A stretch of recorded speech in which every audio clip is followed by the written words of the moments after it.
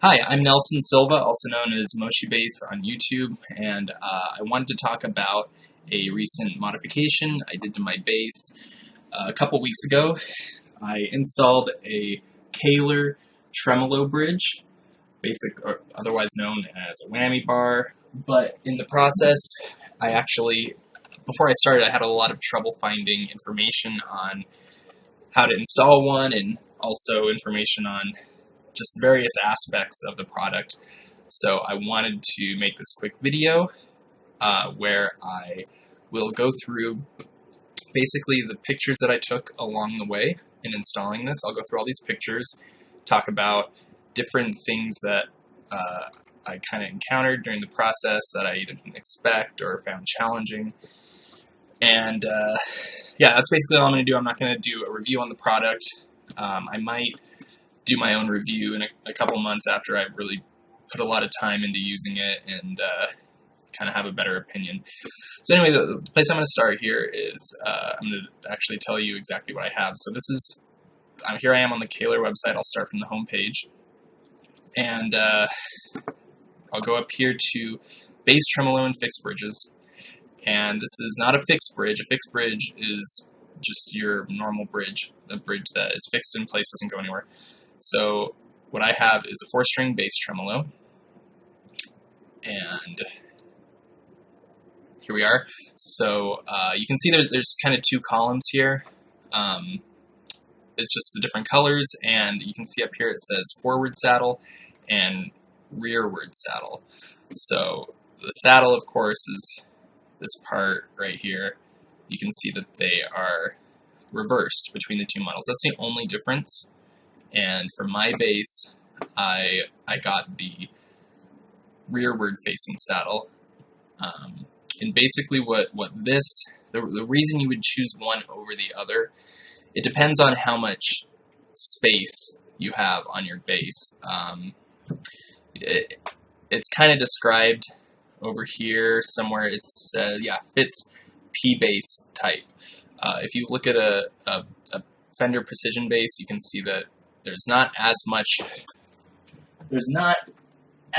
room on the bass in this area, and this is a big bridge, so you need a lot of space to fit this in, either on this side of the bridge or over on this side of the bridge. So the bass that I have, which I guess I should tell you really quick, this is an Ibanez Sound Gear. I'm not sure exactly the name of this model, but on the back, SRX-EX2. I guess that's just what I know it as.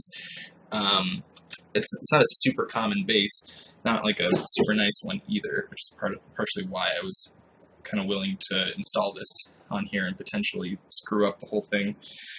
But for my bass, I really didn't have enough space back here. The bridge would be kind of hanging off a little bit, and that's not good because this thing really needs to be secured on here. If you're going to be pushing down on it all the time and really putting a lot of stress on it, it needs to stay in place.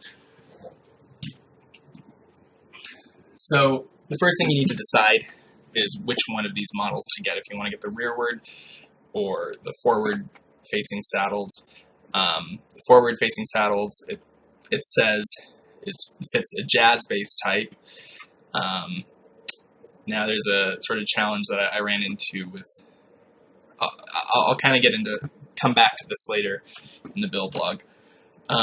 Now I actually pretty much have this one, but it's a little bit different because, as you can see over here, this kind of bummed me out.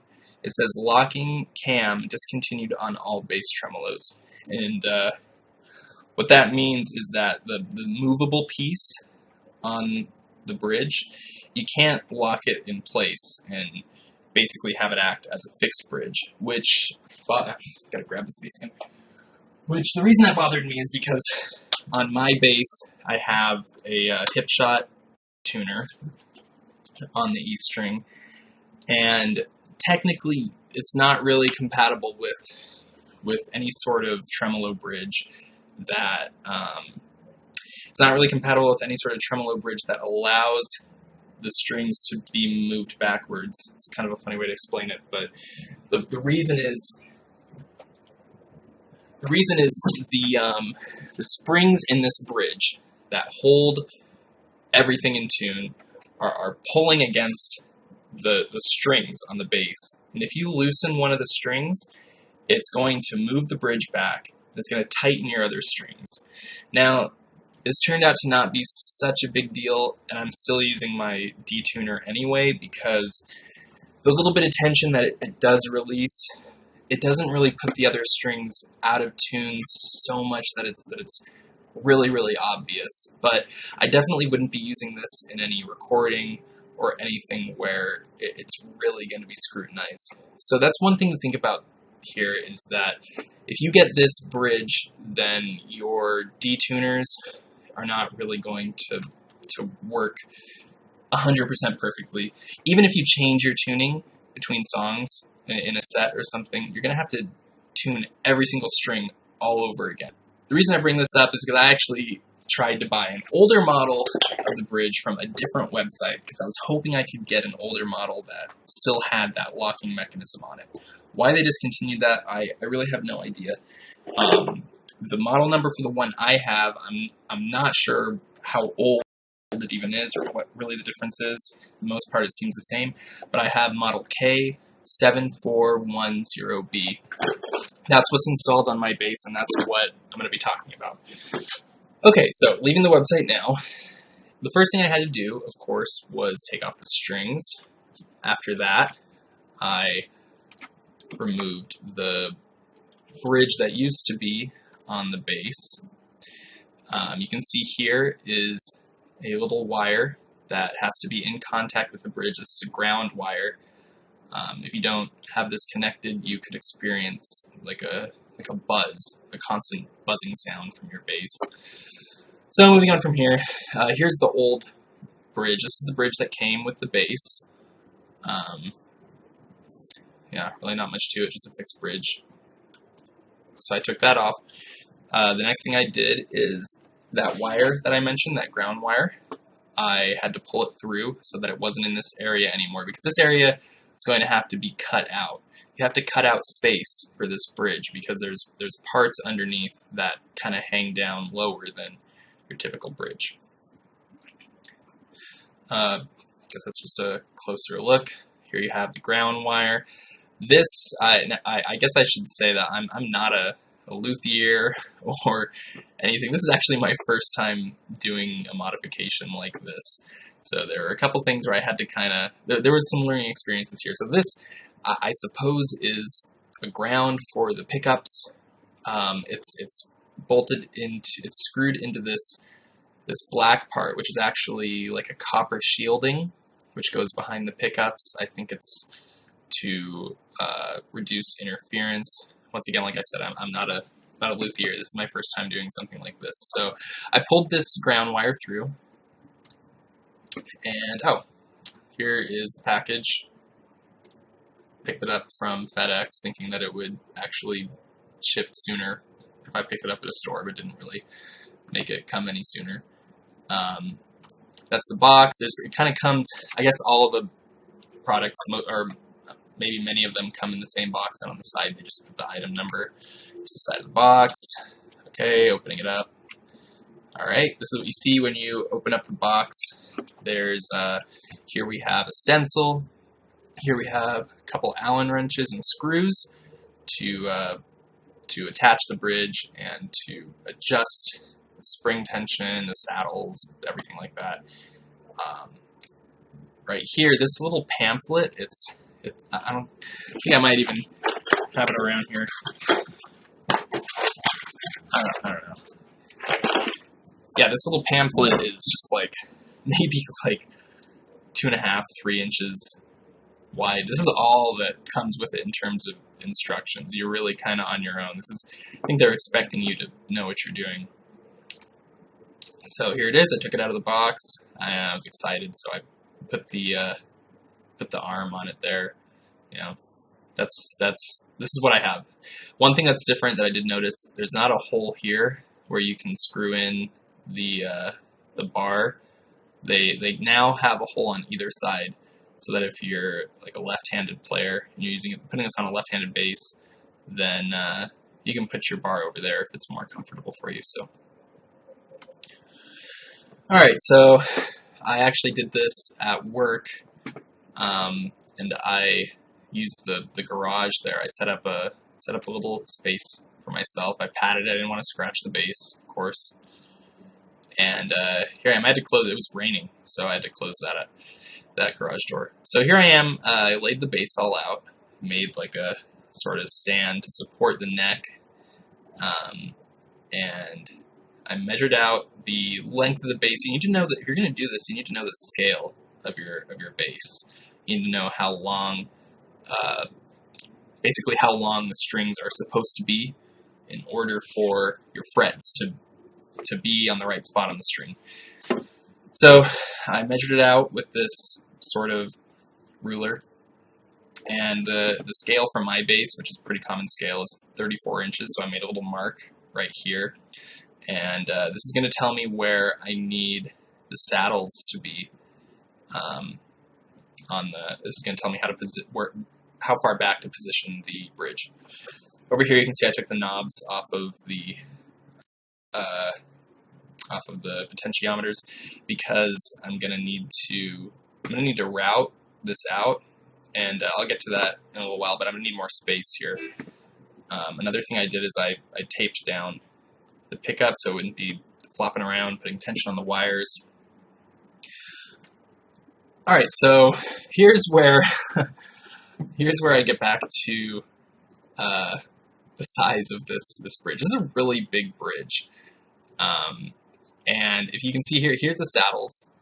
Here's where the saddles are supposed to be. Here's the front of the bridge, and here's the bridge pickup. So there actually was not enough room for the rearward facing saddle bridge to go on here. So I had to kind of stop and decide if I wanted to continue with this, and I stopped for a while. I did even more reading. It was going to be really difficult for me to return and get a new one. It was going to take a long time and be a whole hassle, partly because I ordered this from Germany. It was really hard to find anywhere besides the actual Kahler website, and because I was trying to get one with a locking cam and I ordered an older version, I ordered it from a site. It was actually in German, and the emails they were sending me were also in German. I was having to just use Google Translate, and it did actually come, so that's lucky. But I decided it was just going to be such a hassle to return, and I also realized that if I used the forward-facing saddles, then the back of the bridge would be hanging off the back of the base here.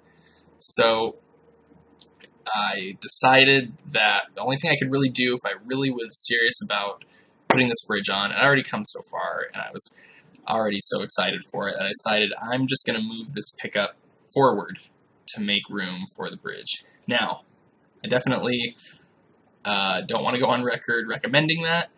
Not saying you should do that. It did change the tone of my bass, and that's kind of something for a future video. But not recommending this, but this is what I decided to do.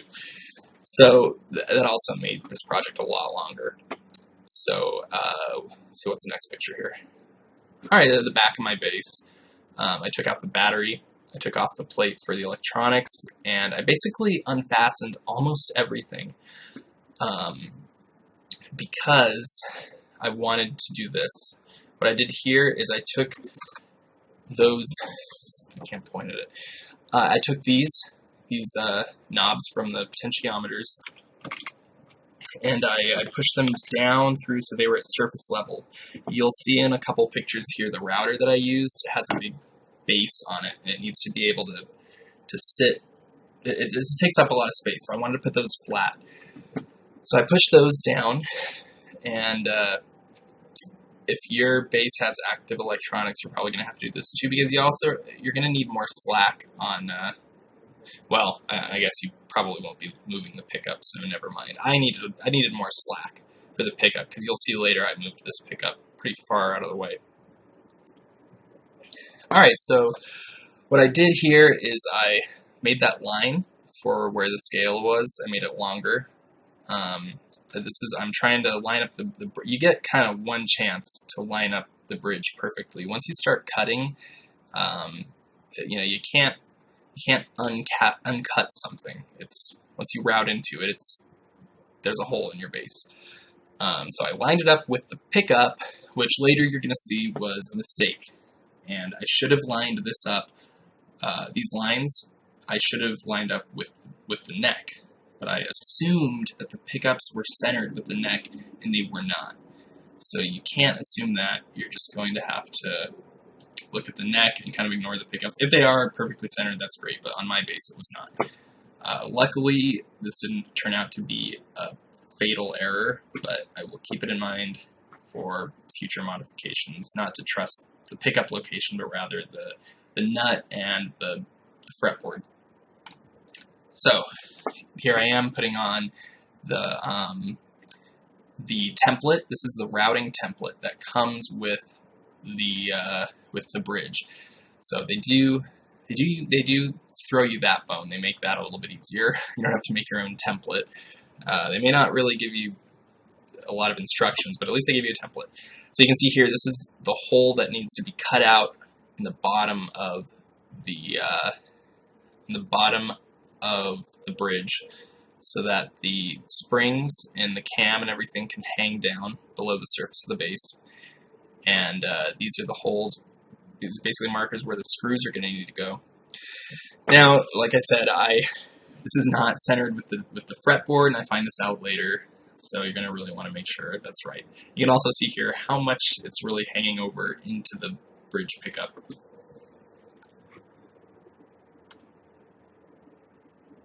So the next thing that I did is I taped with masking tape. This is just blue painter's tape. I taped up everywhere where on the front of the base where I thought that the router might possibly scratch. I didn't want to scratch the paint. So I taped all of this. I even taped up the pickups to keep dust from the sawdust from cutting the wood here from getting into the pickup.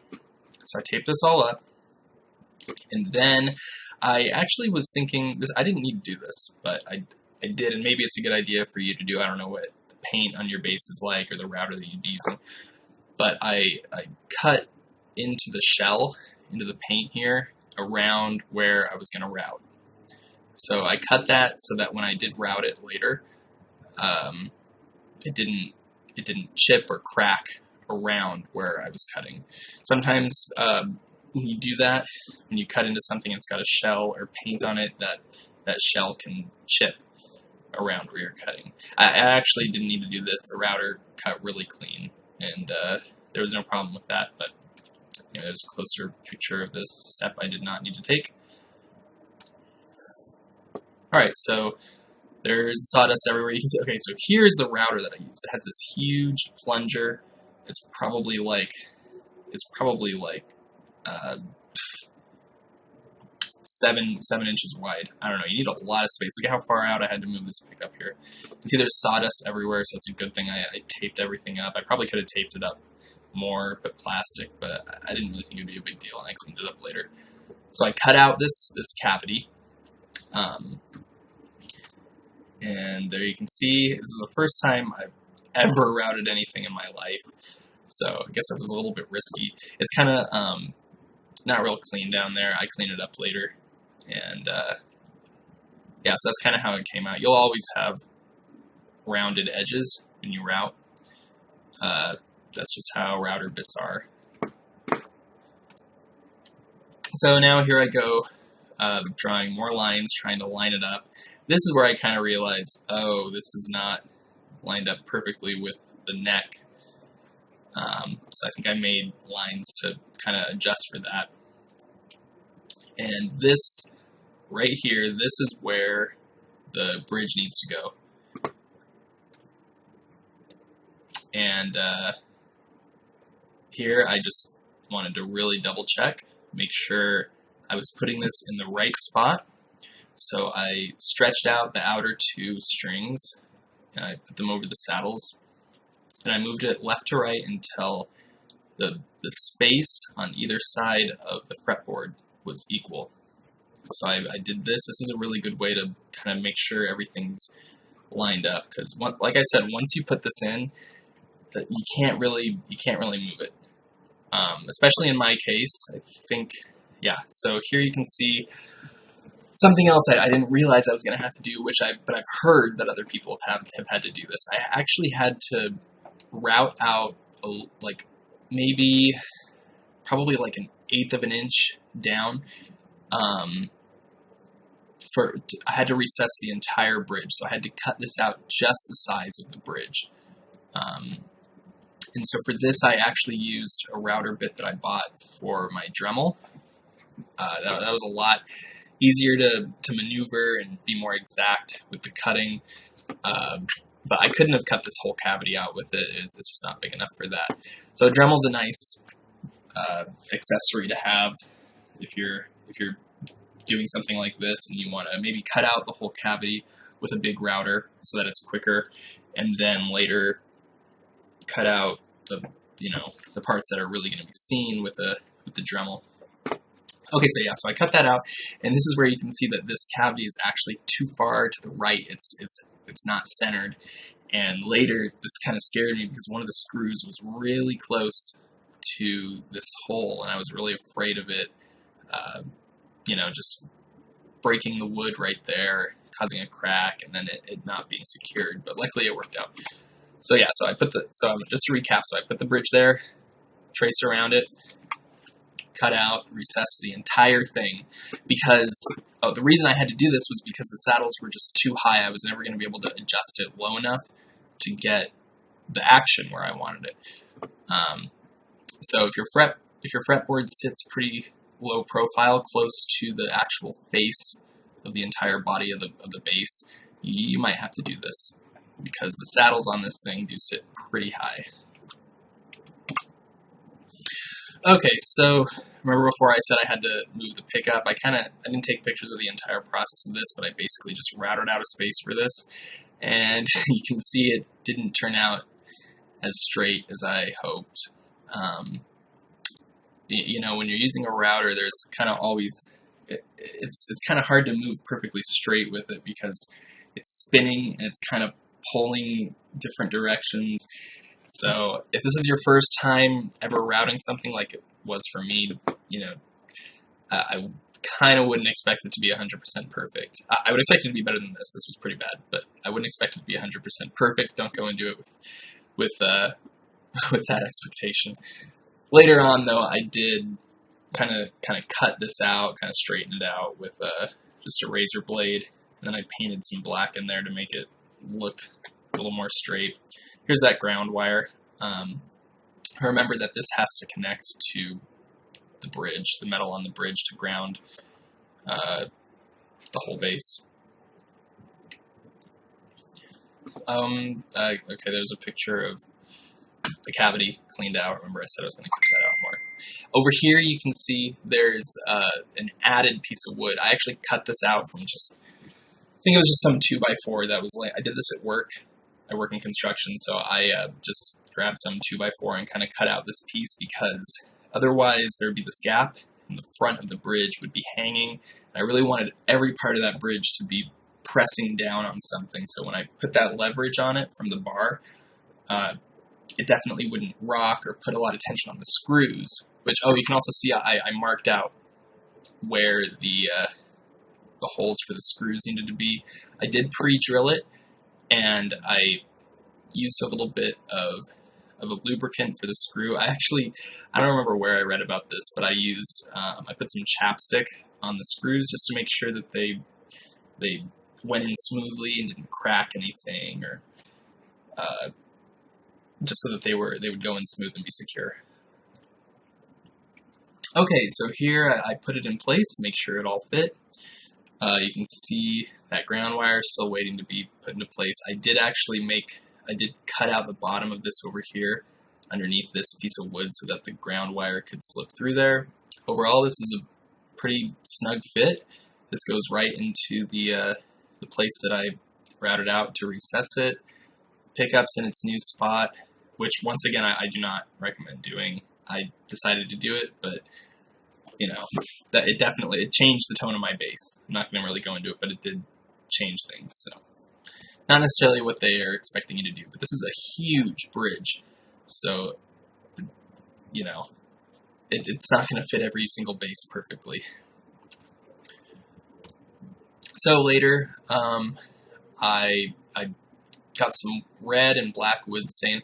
Most people would probably do the whole thing black, just to keep it all uniform and clean looking, but I guess I wanted to be creative with it and add a little bit more color to this base, which is kind of black and white already, so I just wanted to add a little bit of color, so I made the bottom red, and you can actually see down inside this area. You're going to see underneath there a little bit. So it's kind of cool to make it a different color. I don't know. I thought that was a nice touch. So I painted everything. I countersinked these holes for the screws to fasten this extra piece of wood that I put in. I also pre-drilled the holes for the bridge pickup that I moved. And I guess this is a closer look. I'm pretty sure the next picture is, yep. So this is the finished product. I guess that's kind of the whole thing. Get close up there. I guess I just like to do stuff myself, and it was fun. It was a good learning experience, and now I have this whammy bar to play with. So yeah, that's it. That's kind of that's if you're thinking of doing this yourself, that's the type of experience you're probably about to have. So one more thing, obligatory, like and subscribe if you like this video. If you have any questions whatsoever, definitely ask me in the comments. I'd be happy to give you any information I can. Information on how to do this mod is definitely scarce online. Not a lot of people have tremolo bridges on their base. Thanks for watching.